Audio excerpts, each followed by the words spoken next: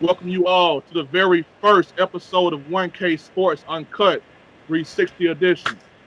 And I got a very special guest in the house tonight, man. Beantown's finest, one of the best dudes I know from Beantown. My man, Big Ron, right live from Boston. What's happening, big dude? How you doing, man? How's everything? Everything is lovely, man. Hey, you know what? It's your world. It's all about Boston right now, man. Y'all kings of the world right now, man. Got the Patriots. The Red Sox just won it. Everything going good up Hey, there in hey, Boston. and them Bruins boys is looking all right too. Oh my God, the Bruins. Damn, I got the Bruins. You know what I'm saying? Y'all just own it, man. Like it's like right now, what's it like to be a sports fan in Boston right now, man? Oh man, I mean it's exciting. You know, what I mean it's a lot of different takes in how you look at it. You know, what I mean I grew up a big Red Sox, big Patriots fan. You know, Revolution and all that. But you know, in my house we was always Laker fans. So you know, being diehard Laker fans in the city of Boston ain't easy. You know, so but you know, I got to see five championships for my favorite player in my lifetime. So you know, and none of my friends could say that. You know, so it's definitely a privilege being a sports fan here for sure. They're very spoiled. You know, very spoiled. But we hope when there's another one coming with the Bruins and the Red Sox is geared up for another one. So Hey, you know what? I'm glad you brought the fact that you are a Laker fan living in Boston. I'm glad you're alive to do this interview with me anyway, man. So I'm oh gonna yeah, get to that, in a hey, minute. through the good and bad times, man. Hey, I feel you on that, man. But hey, I got something special planned for you later on with that Laker thing you got going on in Boston, man. I'm gonna see how you feel about that. But Yeah, yeah. anyway, like you a Boston guy, a Boston fan, and you guys have a reputation all around the world as ravaged, like you said, spoiled, entitled, kind of cocky, arrogant. From your perspective, living in Boston, what is the typical Boston fan like? Really, honestly. Rowdy, obnoxious. You know, unappreciative in a lot of ways. I say that, and obviously I don't have there's no love for the Celtics, but you know the reality of it is you have guys that will have whether it be a good career here or a good stint here, and the second they do something wrong, the media and a lot of the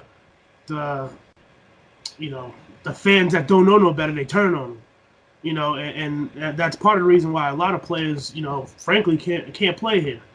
You know, you had the issue with Carl Crawford a while back, and guys like even the great Bill Russell.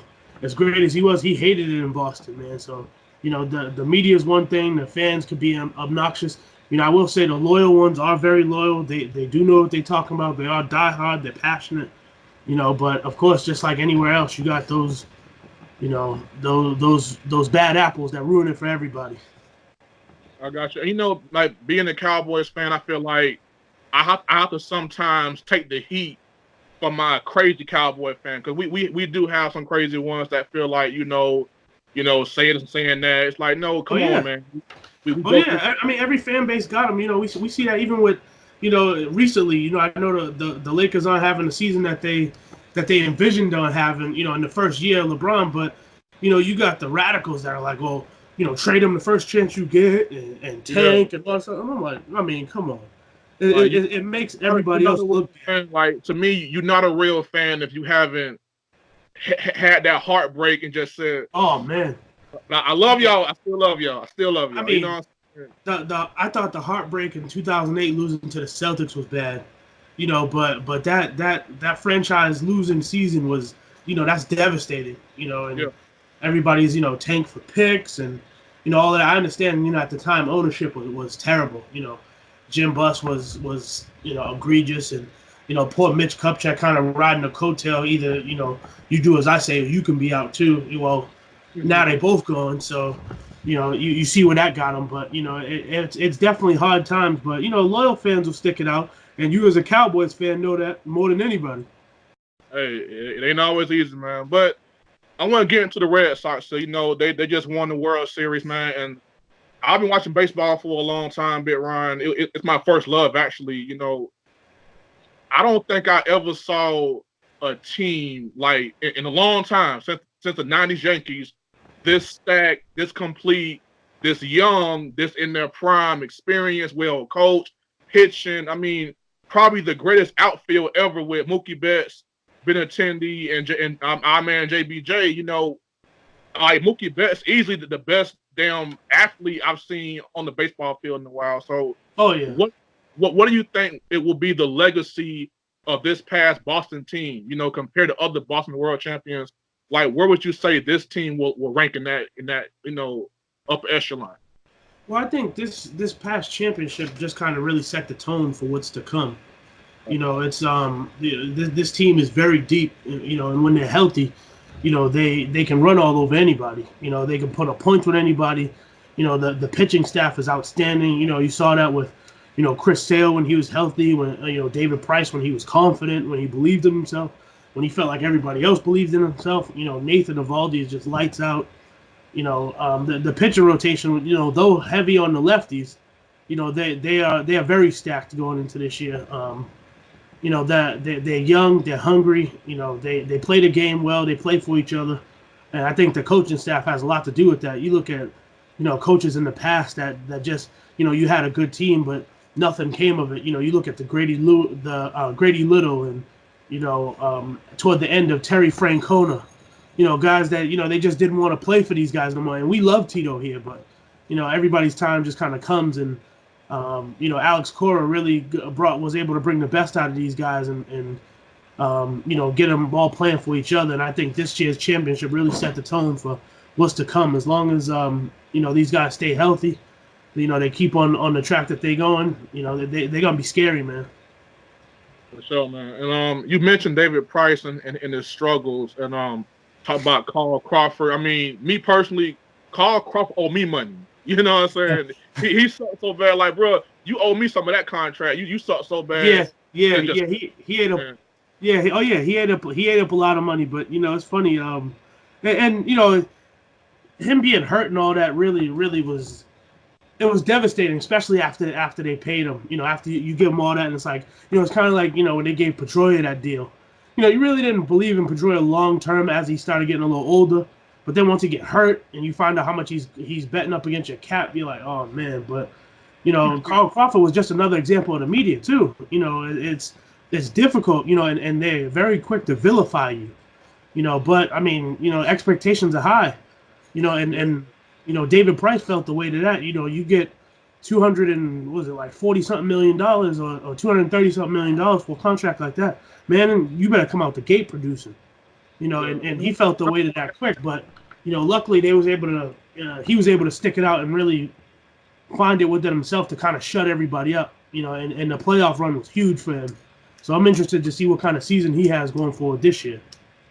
Yeah, and I said I watched him, like, it's something about him. Like, it just seemed like the pressure was gone. It's like he just went out there. It's like we killed him. Like, Boston killed David Price, but when he did rebound, you saw like I said, when you do right by the Ravage fans, we will love. We like that bad parent. We're gonna tear you up if you mess it up, man. But when you come back around, we right there for you to say, hey, we killed you, but hey, you earned this, man. And I'm like, me personally, love the dude, man. So I'm glad he got that. Like, and what better place to have it than Boston, man? Like, in that town, like to say, you know what? I've been through the fire, and I come out of it. Now look at me. I'm David Price. I could have been World Series MVP my damn self. Right. You know what the thing with Price was? If you look at, some of the box scores and some of his starts, man, he had the lowest run support on the pitching staff. So it wasn't even necessarily like he pitched bad, but when you had some of the, there was games where he would start and they wouldn't produce with the bats, or, he would leave with a lead and then the lead would be given up by the bullpen, so he's got to take a no decision, or he leaves with, runners on, and rather than getting out the inning, they let the lead go and he's got to take a loss, so, he was the product of some bad situations. And it kind of affected his record a little bit, which ultimately I think got in his head. But, he was able to really kind of bounce back when it mattered. And that was huge, especially down the stretch when they needed him to come out the pen, or, go, start short innings. I mean, that was huge, and what a way to really stick it back to those people that really thought, oh, you was done, or you're a bum, you was a waste of money, man. That was huge. That was big time. So man. Now you keep up with the sports and everything like that. As you know, Bryce Harper just got paid. Mike Trout just got stupid paid. Oh, did he? But you a Boston guy, and it's like, hold on, Mike Trout, Bryce Harper, yeah, they're great, yeah. Sure. But Mookie Betts at home, like, hold on now. No, my man. Hey, Mookie Betts licking his chops, man, because Mike Trout just set the precedent. Mookie's gonna come up for a big deal, and you want him long term. I mean, this kid's young. He's a firecracker with the bat. He's one of the best outfielders they had in a long time. He's licking his chops right now. If they're gonna give Mike Trout a 12-year extension, man, listen, he set the bar and he set the bar high. With no postseason resume to speak of. Yeah, hey, listen. I mean, and Mookie Betts is a Gold Glover. He was in the hunt for a batting title. I mean, he's got a lot a big leg to stand on, and he already avoided arbitration once, so he's due for a deal. Yes. All right. Well, you say they got a bright future, man. Nice young team, but I always wanted to ask a Boston guy this, man. Like, describe to me the Yankee rivalry from your perspective. Like, what's that like? The Boston.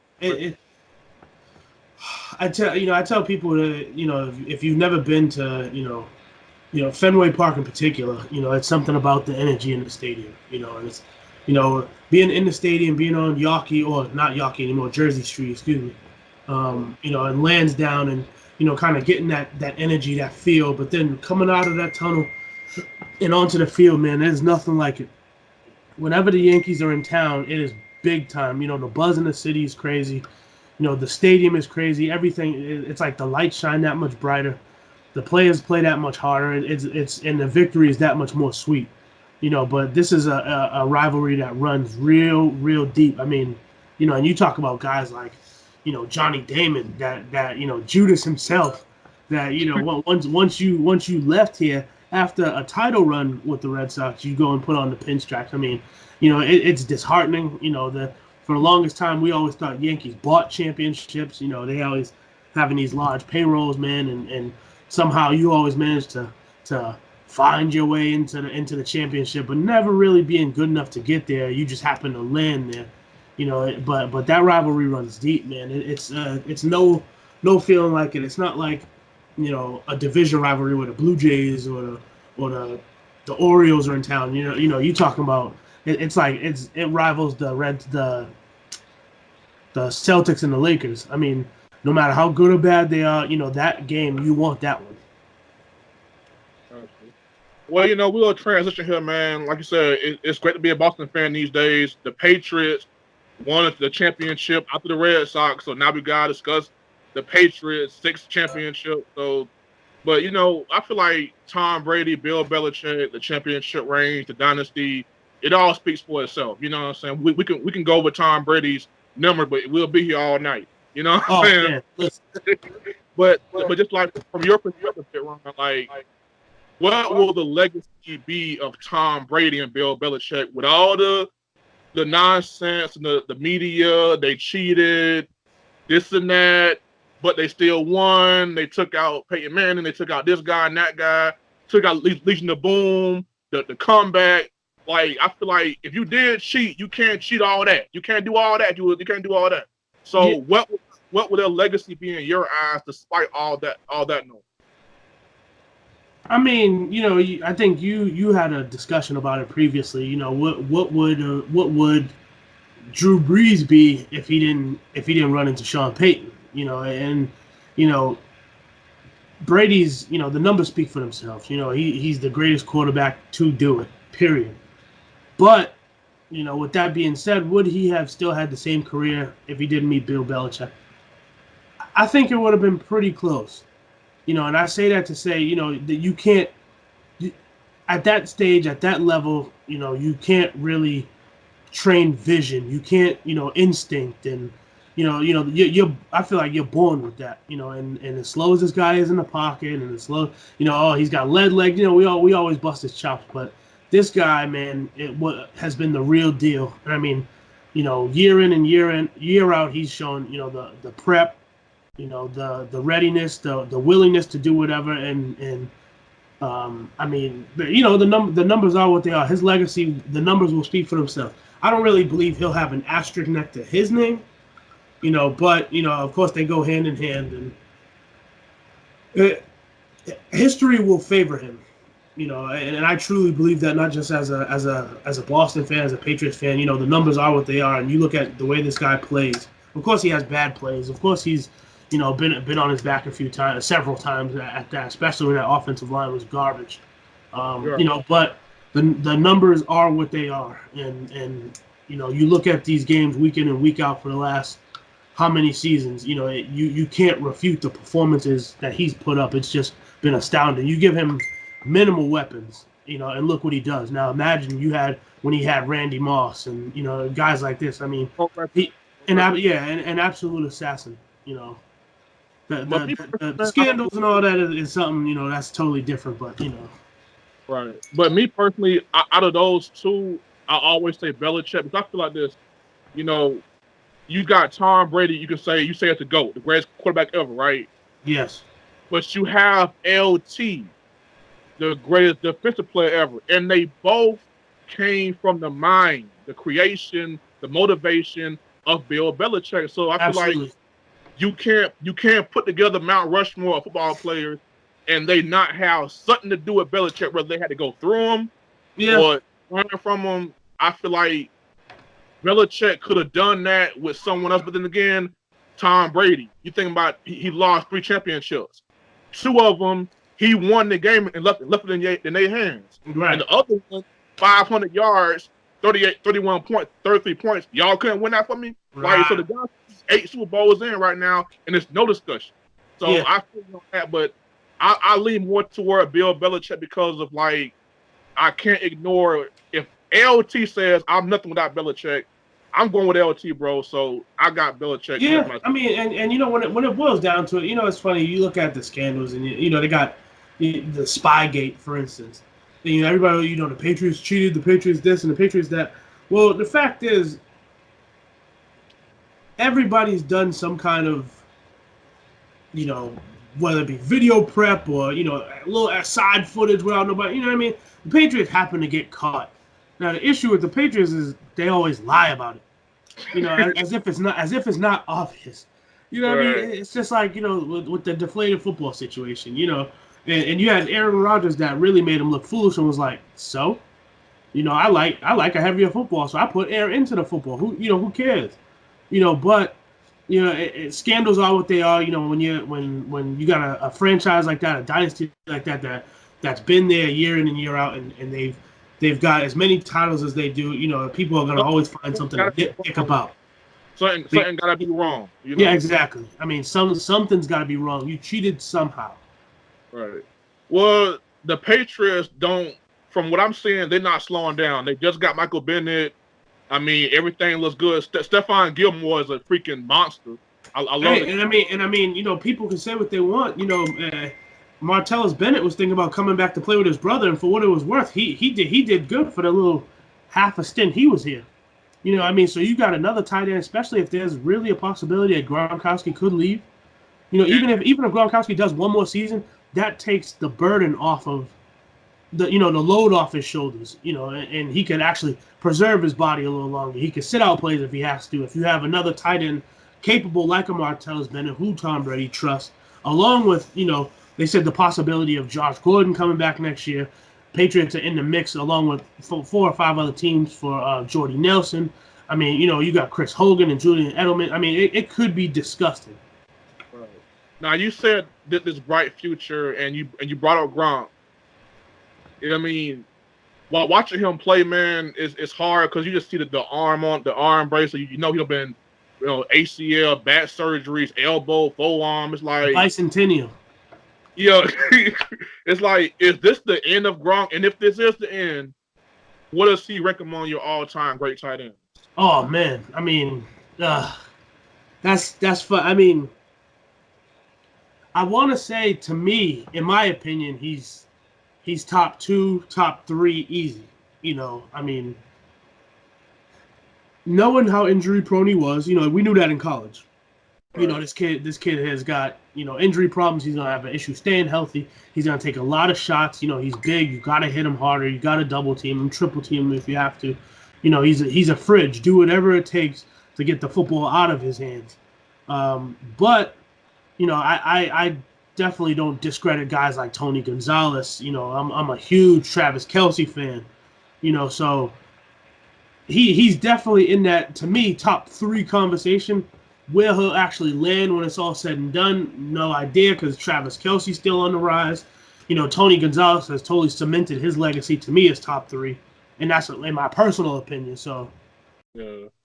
Well, like me personally, my preference, Gronk is top five. You can't deny when he's on the field, like he's a dominant force. Like me, I'm a Shannon Sharp fan. I love Uncle Shay, yep, uh, Tony Gonzalez, Kellen Winslow Sr. Hell, I'm a Cowboy, so it's only right Jason Witten. But hell, why not look at the guy's numbers?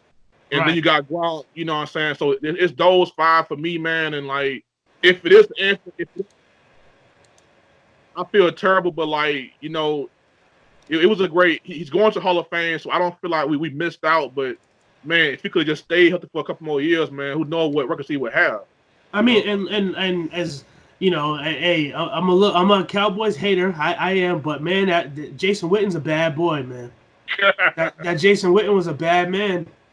Hey, slow as I don't know what, but for some reason he got all like right behind Jay Rice with catches and Yeah, yards. I Crazy. mean, and I mean, I was. It goes back to the U. I'm a Greg Olson fan. It's a lot of guys, but when I get that top three, top five, Gronk is top three to me for sure. Now, Bit Ron, you and me share a very good bond. We are a part of the Roll Tide fraternity. Roll Tide, Roll Tide, Roll Tide, some more. But we got our ass kicked in the championship game, man. I mean, we got Depot and Craig, man. We look bad, Ron. What happened, man? Why? Listen, listen. Help me, man. Complacency. They as much as I wanted to believe it, they didn't look ready. They at times they were playing scared. The defense just allowed themselves to get trolloped all game long. I mean, it was just terrible. A poor showing, and truthfully, on both sides of the football. I mean, but I take it back to the very end of the season. I understand where you was coming from, starting to. I get it. And at the very least, you feel like you owed him something for that championship. I understand all of that. But man, I feel like there's definitely times where Jalen Hurts could have made a difference. I truly believe that. Tua is good, but he's young. He's obviously going to grow into something special. We've seen that, but just the experience. Even that little bit extra. Jalen, he deserved a chance. And I understand 0-2 or something, but there's no way that I'll believe that Tua deserved to start every game. Jalen could have definitely impacted several games, especially in that championship game before it got out of hand.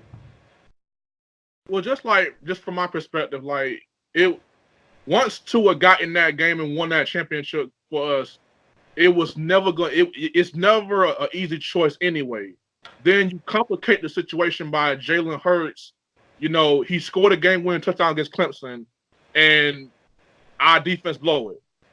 Maybe if that play goes other way, we never even see Tua. I don't know. Right. But then again, the double-edged sword is we were in that situation against Clemson 2 years ago because Jalen kept going 3 and out, 3 and out, 3 and out, and they came back. And you run 100 plays like that 16 squad with Reuben Foster, Tim Williams, Ryan Anderson, Fitzpatrick, that's the best defense Nick Saban ever had. Absolutely. And Clemson and you put 100 plays on that defense, eventually they'll crack. So I feel like Jalen continue to put our defense where it's like, man, we gotta be Superman today because we just never know. With Tua, it's like, man, we got something we never had. So it was never gonna be an easy choice. So I just feel like, look, man, let them battle it out, and the best man win. Yeah. I feel very comfortable in living with Tua. Now, if he don't win next year, then there's always gonna be the question. But I feel like with Jalen being gone, Tua has to validate that decision this year because Jalen is gone. Yeah, and the other thing too is supposedly they've been scouting Tua's brother, man, and from the little raw footage that was out there, that boy looks scary. I mean, scary. Now, obviously, that's not to say that he's even gonna, be half of what Tua was, or he could totally surpass him. We don't know that yet. But man, listen, I think with what you have coming in next year, as well as him possibly being a backup, you could be scary at that position for a while. Now, I think again, you tighten up that defense and get those boys back to that raw Bama ball that they used to play. In that championship game, them boys looked scared, man. They looked intimidated, and that was starting quarter one. Y'all just looked shook, man, like they had your number. And even if they did, you allowed them to believe that early. But we never seen that. Like, we seen them lose. Like, hey, every time Bama lost, it was the kick six or Zeke Elliott and that damn NFL team at Ohio State beat them, or right. Or some crazy, miraculous, once in lifetime performance by Tim Tebow. That's how they lose. But then, like, I never saw us get pushed around, get knocked down, get like, hold on. That's how it was pure bully ball. Like, that's how we run the ball down your throat and then play and then go. No, we do that. We getting pushed around. Tua got figured out by Venables, who just caught the great game and quick. Right, but you know what? The tide rolls, baby. Hey, so it do from it. He'll learn from it. He'll be back. And you know what my thing is. I've always thought the coaching issue has been a little bit on Nick Saban. I mean, as great of a coach as he is, we have a high coaching turnover. And it seems like, as quick as they can bust them in, they bust them out. If you get, a couple defensive guys in there that can really plant some roots and go back to breeding monsters, as far as in your recruiting and your spring ball all the way up until the kickoff in August, man. If you got a couple guys that can really breed some animals, that Bama defense is gonna be bad, and the offense will always follow. Yeah, but my thing is just like sometimes you become a victim of your own success. Like, sure. Bama, they're winning championships, so guess what? Everybody want to know what's y'all's secret. Kirby Smart, head coach. Pruitt, head coach at traditionally popular schools. Tennessee and Georgia, they got head coaching jobs. Lane Kiffin was in hell, and he's FAU's head coach, and he may get a better job down the future because of Nick Saban. So it's like, and I never cared, for what it's worth. I never cared for the Nick Saban hire. I mean the Lane Kiffin hire to begin with, but that's another, Yeah. But I didn't like it. But you know what? That was Nick Saban saying, you know what? College football, and this is what made him the GOAT. Like, he won 09, 11, 12. Running the football, one receiver, Amari Cooper, Julio Jones, whatever. Right. He said, you know what? The game is changing. I can't just put Dante Hightower and whoever out there and just play. I got to change up. New offense, new defense, better way of thinking. And then he wins 2 out of 3. And he's still growing. So he adapts great to what's going on in the world today in sports. So I feel like he'll figure it out. He'll say, okay, let's get back to what we do. Let's run Najee. It's Najee's time now. Damian and Josh gone. So run Najee. Let Najee ball out. Judy and those guys are a year older. So I feel like they'll be all right, man. So roll tide, baby. Yeah. All right. Now, Bit Ron, we come to the hot seat part of the conversation where it's time for you to stand on your ground. You say you a LA fan in Boston. You don't care what they say. Well, damn it, I'm going to call you out anyway. Do it. You're in Boston. They love Larry Bird in Boston. They do. This is the 40-year anniversary of when Magic took him out in the 1979 NC2A tournament. Uh-huh. And you got the nerve to be in Boston celebrating this? Hey, and I'm wearing my Laker hoodie right now. Ron, if this video get out, bro, if this video get out, I am not coming to testify in court for whoever come and try to hurt you, man. I'm not. Listen, you'd be surprised, man. The last time we went to, I think it was last season, we went to the Laker game when the Lakers came here and played the Celtics. You'd be surprised how many purple and gold jerseys there are in the Garden, man. You know, I mean, and these are like loyal fans. You know, we talking about through trash seasons. It ain't many of us. It ain't many of us true ones, but it's more Laker fans here than you would believe. It's just like, you know, when I found out how many Celtics fans was in Los Angeles, it's like a joke. Right.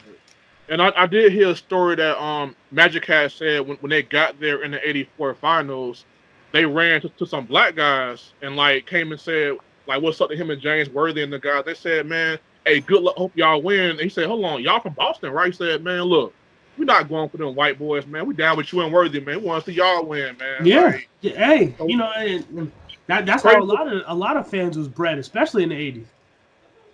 Yeah. Well, you are a Laker fan, and LeBron did come to Hollywood.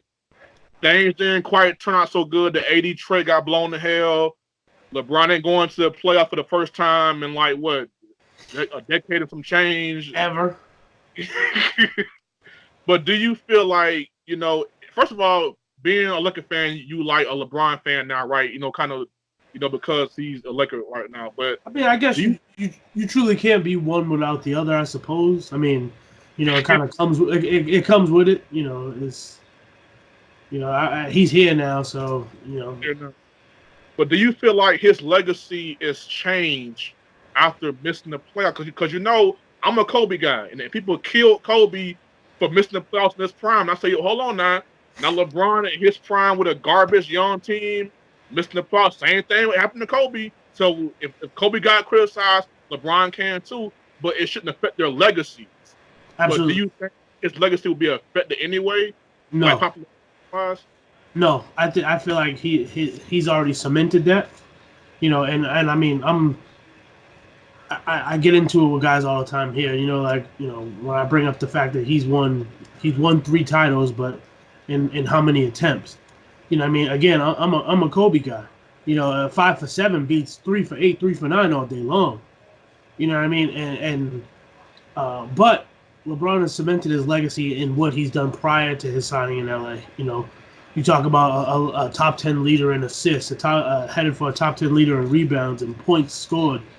You know, field goal percentage. I mean, this dude, he's had a tremendous career, and that run that he had in Miami, to me, cemented all that. He didn't even have to go back to Cleveland. He could have left it as it was, as it stood, and he still would have cemented as one of the greatest. So, I mean, not making the playoffs, you know, with a bunch of guys on 1-year deals, though talented, that to me, in my opinion, doesn't affect his legacy at all. Well, Big Ron, we come to, you know, we can close wind down here. Now, you a Boston guy, so like I said, you in the hot seat, man. It's 1K Sports. Keep it 100 round, 1,000 round here, man. So right here, right now, top of your head, top 10 Boston athletes. Top 10, what's that? Top Boston 10 athletes? Yeah, guys that play like, you know, Tom Brady, David Ortiz, guys like that. You know, who are your top 10 Boston athletes? In any particular order.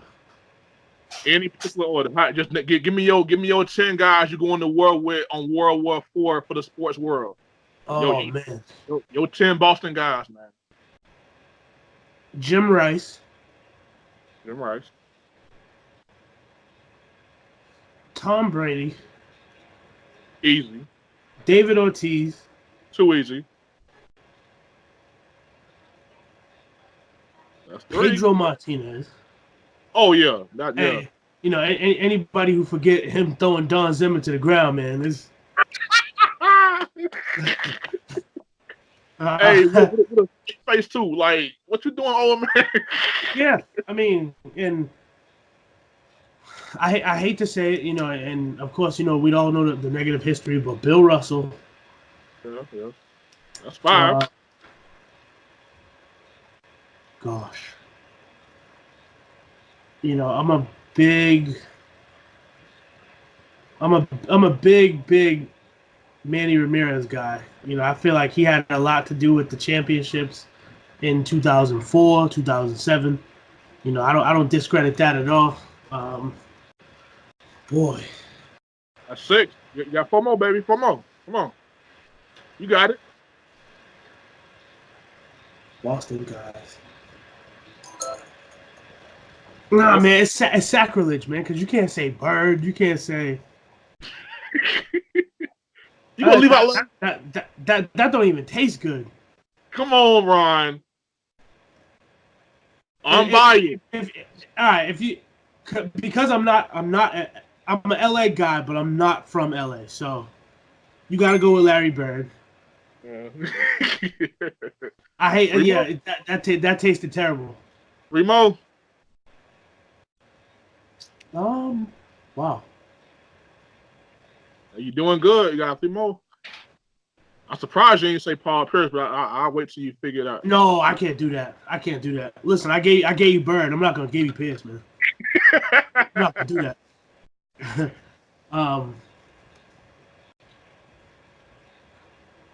I mean, you coming up on... To me, I would say now, because I think the longevity is going to prevail. Mookie Betts. In terms of the longevity, I know he hasn't signed yet, but I truly believe he's going to. Oh, man.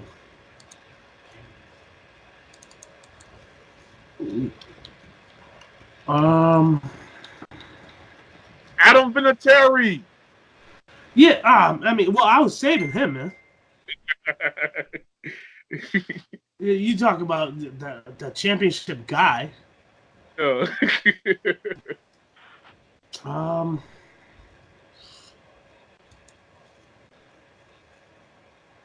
See, you got guys like that don't count. Like Shaq don't count.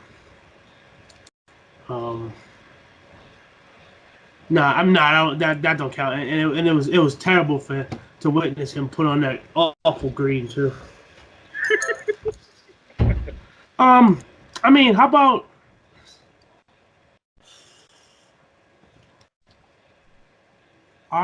you could say arguably Bob Cousy. Well, that's 10. You say you were saying Vinatieri. No, so you know what? I'm gonna go with Bobby Orr, Ray Bourque. I got one more, right? Yeah, come on. Bobby Orr, Ray Bourque, and I'm gonna go with Ted Williams. I got you. All right, that's your top 10 Boston guys. Yeah. All right. Yeah. Now you say you're a Laker guy. You know what I'm saying? You say you're a Kobe guy. So we'll see about that right now. Give me your starting 5. Lakers against Celtics for the whole world. The whole world. Okay. Who your 5 Lakers you going to battle with? Your 5 Lakers. 5 of them. 5 Lakers of all time. Starting 5 Lakers. Magic Johnson. All right. Kobe Bryant. Okay. Good backcourt. James Worthy. Big game, James.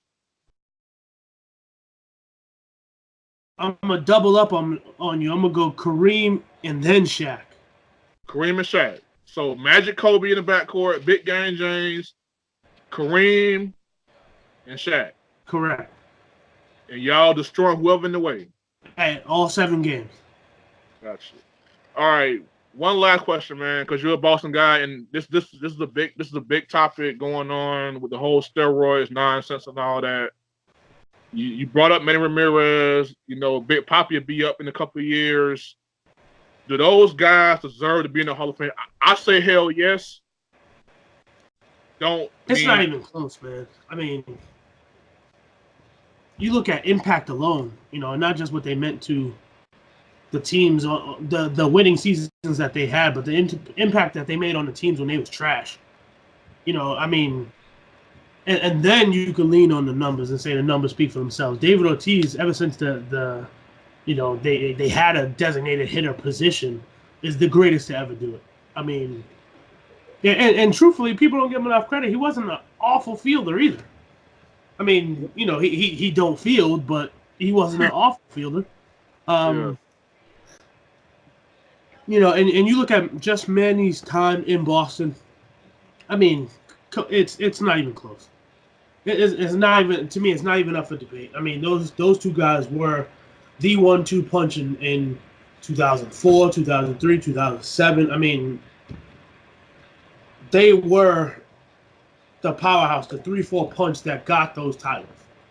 Easily. Well, all right, Big Ryan. Well, I had you on the hot seat all night, but I'm a fair guy. So if you would like to ask me anything that you would like, I'm a Cowboys guy, Roll Tide. So whatever you want to throw at me, here's your chance to give me a little get back. So whatever you want to ask, whatever you want to ask your big bro, go ahead and ask me, man. You got the nerve to be a Cowboys fan with a straight face. Listen, nah, you know what? I ain't even gonna fry you like that. I say that you're extremely loyal for sticking through.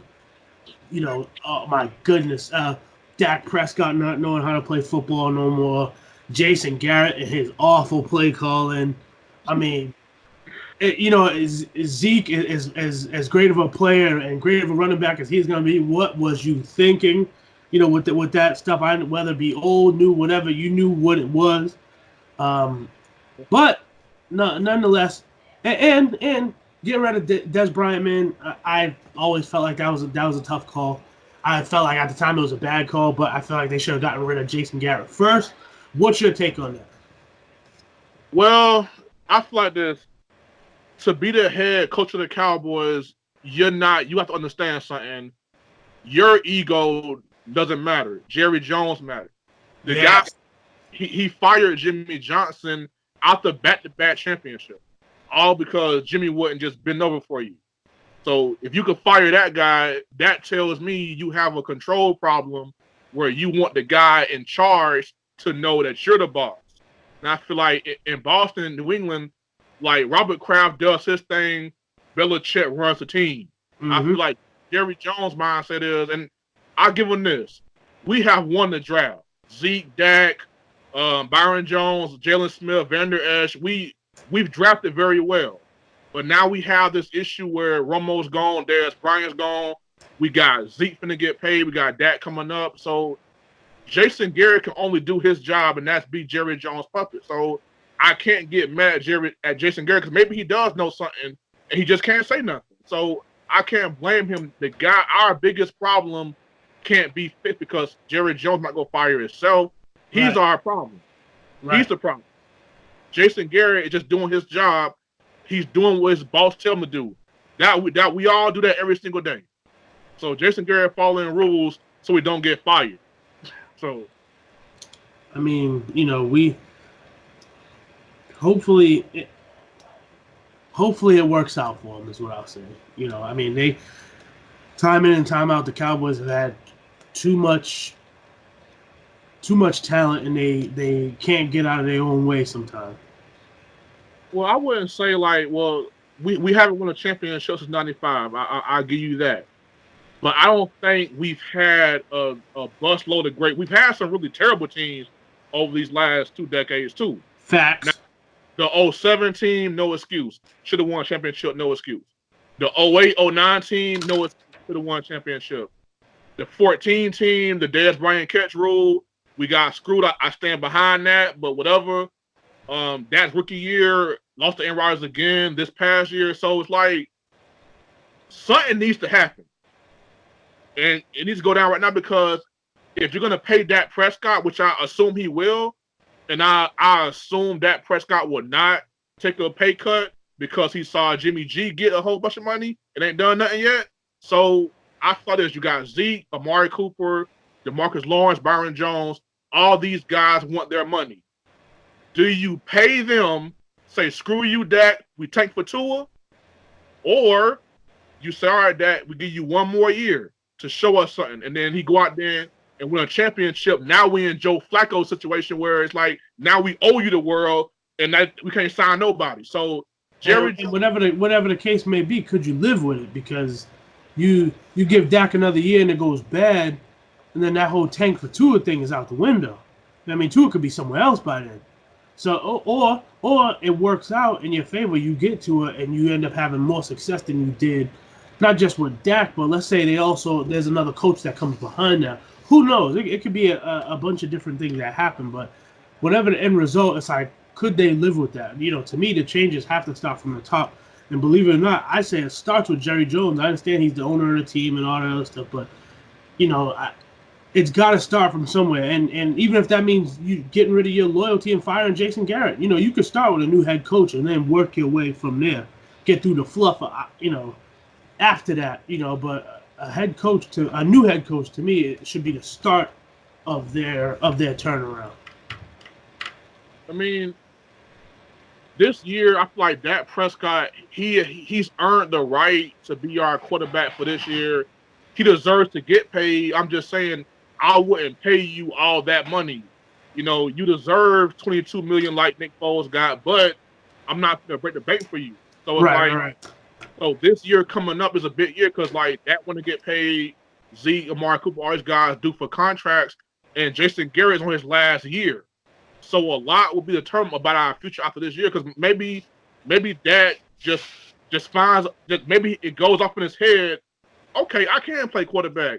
I got Amari Cooper. I got Zeke. I got a good offensive line and go out there and win everything. I hope so for my sake. So all I'm saying is don't let that boy Amari Cooper end up in New England. That's all I'm saying. Well, hey, if you steal Amari Cooper, Ron, our friendship is over. Then and only then with a straight face could you say the Patriots cheated. With that, his route running and precision with Tom Brady's precision. Say less. Ron, if y'all get Cooper dog, I don't want to talk to you again. I don't want none of your support for 1K. You're dead to me if you get Amari Cooper. All right. It's all good. I'll send you a patch jersey, Amari Cooper Patriots jersey. Hey, make sure you sign, okay? You know that. Hey, to my guy Pat, I never meant to hurt you. You know that. Love cool. You know that. Big Ron, hey, I love you, bro. Thank you for tuning in. Thank you for your support, man. You're the very first guest on 1K Sports 360 edition, man. The first of many, but thank you, man, for tuning in how you do every Monday and being my first guest, man. Love you, dude. Stay Boston strong, baby. Roll you know Tide. That, man. I appreciate you having me, and you know, we'll look to see where this thing takes you, man. I'm proud of you, and hope you continue on, and this thing gets big for you. Hey, if I go to Hollywood, dog, me and you courtside, like the Celtics, dog. Hey, but you know I won't be wearing that green, boy. It's all good. That's my promise to you. I get to Hollywood, me and you, front courtside, me, you, Denzel, Jack, like the Celtics. You know that. My man, Big Ron, thank you for tuning in, man. It's 1K Sports, y'all. Peace.